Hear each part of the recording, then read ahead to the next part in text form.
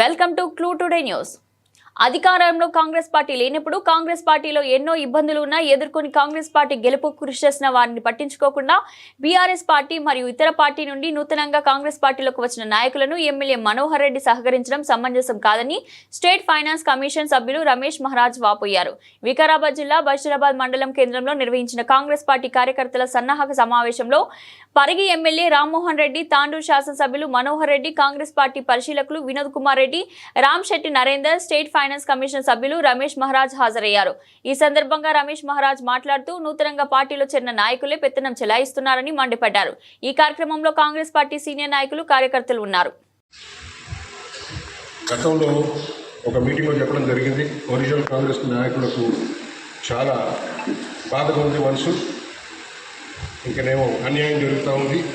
నేను ఇది కూడా చెప్పిన, బీఆర్ఎస్ వాళ్ళు మళ్ళీ విలేజ్ కమిటీలో ఏమైతే పేర్లు ఇచ్చిండ్రో హౌస్ అలాట్మెంట్స్ గురించి, ఇంకా వేరే దాని గురించి కూడా వాళ్ళకు చాలా ఘోరంగా అన్యాయం జరిగింది.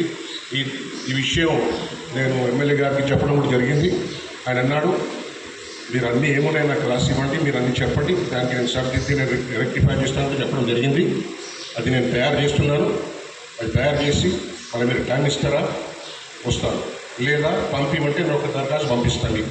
ఎందుకంటే మీకు టైం ఉండకుండా వచ్చు మాకు. అయితే నా ఒకటే 2 విషయాలు నేను చెప్పింది. నేను గతంలో రెడ్డిగా నా పూర్తి మొత్తం ఇచ్చేసానంట, మీరు ఆపిండ్రు తెలిసిండారు. అది మొత్తం మళ్ళీ ఓకే అని చెప్పి మీరు చెప్పిందని చెప్పి ఎంపీడీతో మాట్లాడినా, అది మీరు జవాబు ఇవ్వండి, నేను మాట్లాడి మీరు జవాబు ఇవ్వండి. అట్లే పెద్దగొడ్డలు కూడా అన్యాయం జరిగింది.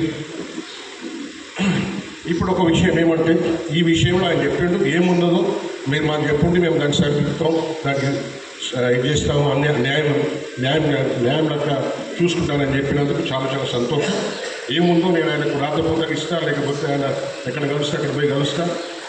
కాకపోతే ఏ ఊర్లో ఎవరెవరైతే బాధపడుతున్నారు గ్రామస్తులు, వాళ్ళని తీసుకొని ఇదే కలెక్టర్ ఆఫీస్లోనూ, ఇదే ఎంఆర్ఓ ఆఫీసు, ఎండిఓ ఆఫీసు వాళ్ళ ముందు ధర్నా చేసేది నిశ్చయం. నేను ఉంటాను అక్కడ ముందు. ఇది రానియకుండా ఈ పరిస్థితి. ఏ విషయమైనా, ఏ సంక్షేమ కార్యక్రమాలైనా ఒరిజినల్ కాంగ్రెస్ వాళ్లకు, గ్రామస్తుల ఓటర్లకు చెప్తున్నాను, మా నాయకులకు కాదు. ఎవరైతే ఓటర్లు బాధపడుతున్నారు, ఇప్పుడు ఏమున్నదంటే, ఇప్పుడు ఈ 2 గ్రామాల్లో మీకు ఒక ఉదాహరణతో చెప్తున్నాను ఇక్కడ. అది ఎందుకు చేసిండ్రు, ఏం చేసిండ్రు, ఒక్కొక్క చిన్న సవాల్ వస్తుంది మనం ముందర. మాకు సిగ్గొస్తుంది, మంది ఏమంటున్నారు, మీ దగ్గర బీఆర్ఎస్ కాంగ్రెస్ నడుస్తున్నా అంటారు. ఏం చెప్పుకోవాలి మేము ఈ పరిస్థితిలో? నేను ఏమంటున్నానంటే, గతంలో మీకు రిక్వెస్ట్ చేస్తున్నా, ఇప్పుడు రిక్వెస్ట్ చేస్తున్నాను, మీరు కూడా కొత్తగా ఉన్నారు. మేము 20 ఏళ్ళ నుండి ఉన్నాయి కదా మీకు. అయితే మాకు ఆ 20 ఏళ్ళ ఒక గుర్తింపు ఇచ్చి మాకు ఒక పర్సంటేజ్ కోటా గీటా పెట్టండి. అన్నింటిలో పార్టీ పోస్టులు పెట్టండి, లేకపోతే సంక్షేమ కార్యక్రమాలు పెట్టండి. ఇది ఎందుకు అవుతున్నానంటే, నా దగ్గర నుంచి ఏడుస్తారు మంది.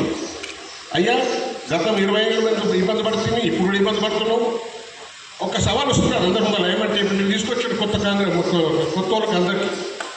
కొత్త వాళ్ళందరికీ తీసుకొచ్చినాక మా కాంగ్రెస్ ఓటు బ్యాంక్ 10 ఉంది, 10 ఓట్లు ఉన్నాయి. మీరు కొత్త కాంగ్రెస్ వాళ్ళకి మీరు తీసుకొచ్చిన ఆ లెక్క ప్రకారము ఇంకొక 60%, 50% మన ఓట్లు పెరగాలి. కానీ పెరగలేదు. ఓటర్లు ఎక్కడైతే అక్కడే ఉన్నారు, నాయకులే వచ్చిండ్రు. ఇప్పుడు మీరు గెలిచిండ్రు, అక్కడ రోహిత్ రెడ్డి గతంలో గెలిచిండు, పెద్ద తేడా లేదు. రోహిత్ రెడ్డి గెలిచినప్పుడు ఒరిజినల్ కాంగ్రెస్ ఉండేప్పుడు, ఏం గెలిచినప్పుడు చిన్న మెజారిటీతో గెలిచింది. ఇప్పుడు అదే పరిస్థితి ఉన్నది. అలాగే ఎంపీ ఎలక్షన్ అయితే మనకు నెగిటివ్ వచ్చింది మన కాన్స్టిట్యున్సీ. ఇప్పుడు ఏమైతే మనం కొత్త కాంగ్రెస్ వాళ్ళు తీసుకొచ్చినామో, ఏమంటే తేడా వచ్చిందా? 50% అట్లీస్ట్ ఓట్లు రావాలి. నాయకులు వచ్చింది కానీ ఓటర్లు రాలేదు. నేను వాళ్ళకి ఇది చేయడం లేదు, నేను చేయలేదని చెప్పడం లేదు, కానీ ఫరక్ పడలేదు. ఎందుకంటే ఓటర్లు అందరూ హుషారున్నారు, ఎక్కడ ఓటర్ అక్కడే ఉన్నారు. అయ్యా, కొత్త వాళ్ళు కూడా మేము తీసుకొని అడుగుతాం, కానీ పాత వాళ్ళకి ఇబ్బంది పడ్డారు. ఇదే కొత్త వాళ్ళు వచ్చి వాళ్ళకి ఇబ్బంది పెట్టడం, వాళ్ళకి ఆదుకున్నట్టు ఎవరు? ఓటర్లు మాట్లాడుతున్నాం, నాయకుల గురించి మాట్లాడడం లేదు. అయితే ఇది సరిదిద్దకపోతే సార్, రాబోయే ఎలక్షన్లో మనకు పరపడుతుంది. తెలిసిందా? అది కాకుండా నేనే చూపడలేదు. నేను సవాల్ లేపాలవుతుంది, ధర్నాలు చేయాలవుతుంది, మా సొంత పార్టీ వ్యతిరేక మళ్ళీ డిసిప్లిన్ వస్తుంది. ఇవన్నీ కాకుండా మన దగ్గర ఇప్పుడు మీరేమైతే చేస్తున్నారు, ఇప్పుడు ఇది ఎందుకు వచ్చింది? ఇది సింపుల్ సవాల్. There was review meeting in party మీటింగ్లో, పార్లమెంటరీ మీటింగ్లో అన్నీ అయ్యింది. దాంట్లో 90% అంటే ఏమంటారు, మా దగ్గర వాళ్ళు వచ్చిండ్రు, మా పోస్టులు పోతున్నాయి, మాకు గుర్తింపు లేదు. చెవల కాన్స్టిట్యూషన్ ఎన్ని మంది మాట్లాడారు రివ్యూ మీటింగ్లో? చాలామంది మాట్లాడారు. అందుకొరకు ఇప్పుడు పోస్టులు ఉన్నాయి, ఎవరికి ఇవ్వాలి? పార్టీ పోస్టులు ఉన్నాయి, గవర్నమెంట్ పోస్టులు ఉన్నాయి, అన్నీ ఉన్నాయి. అందుకొరకు ఇవి వచ్చినాయి. అదైనా కానీ కదా 2017 ఒక బెంచ్ మార్క్ పెట్టిండు. ఎందుకు పెట్టిండు? అదే 2017 బెంచ్ మార్క్ పార్టీలో పెట్టిండు. ఇంకనేమో మళ్ళీ గవర్నమెంట్ పోస్టులో కూడా పెట్టుంది.